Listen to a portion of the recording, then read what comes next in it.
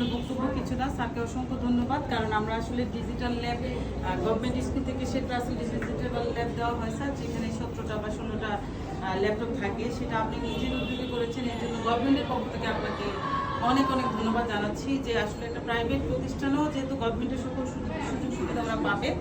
আর ওরা কিছু বলেছে, সাথে আমি যেটা অ্যাড করতে চাই সেটা হচ্ছে সবচেয়ে বড় বিষয় হচ্ছে আমাদের নতুন যে কারিকুলাম, সেখানে আইসিটি এখন রানিং চলছিল, কিন্তু আমরা আইসিটি প্রোগ্রামিংয়ে নেওয়া করবো। 9 জনের বাচ্চারা কীভাবে প্রোগ্রামিং তৈরি করবে, যেটার উপর আমরা অলরেডি ট্রেনিং করাচ্ছি, আপনারা যে টিচার ট্রেনিং করে আসবেন, সে ওই বিষয়টাকে অ্যাপ্লাই করার জন্য অবশ্যই একটা ল্যাব থাকা দরকার ছিল, যেটা আপনি আগেই করে ফেলেছেন, সেজন্য অবশ্যই স্পেশাল থ্যাঙ্কস।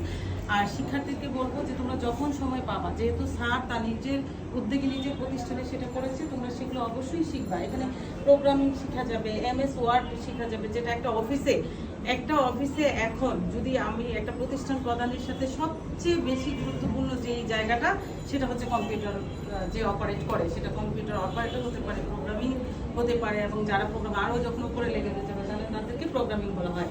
তো এই যে সুযোগটা স্যার করে দিয়েছে তোমাদের জন্য, এটা তো আসলে অনেক বড় একটা অপরচুনিটি যে তোমরা সেই সুযোগটা পেয়েছো। ওই কৃতজ্ঞতা ভোটটা যেন থাকে যে আমরা একটা প্রাইভেট প্রতিষ্ঠানে আসছি, স্যার আমাদেরকে সকল সুযোগ সুবিধাটা দিয়েছে, আমরা যেন সেটা প্রপার ইউটিলাইজ করে স্যারকে সেটা ফিডব্যাক দিতে পারি, তাহলে স্যারেরও সার্থকতা হবে। আর গভর্নমেন্টের পক্ষ থেকে আমিও এটা বলতে পারবো যে একটা প্রাইভেট প্রতিষ্ঠানে স্যার এটা করেছেন, যেটা আমাদের জন্য অনেক বেশি বেনিফিট। আমরা পারবো ইনশাআল্লাহ। শেষ কথা বলবো, যেহেতু প্রতিষ্ঠান অনেক টাকা ইনভেস্ট করে এই কম্পিউটার ল্যাপটপ কোর্সে, তোমরা কন্টিনিউ এখানে আসবা।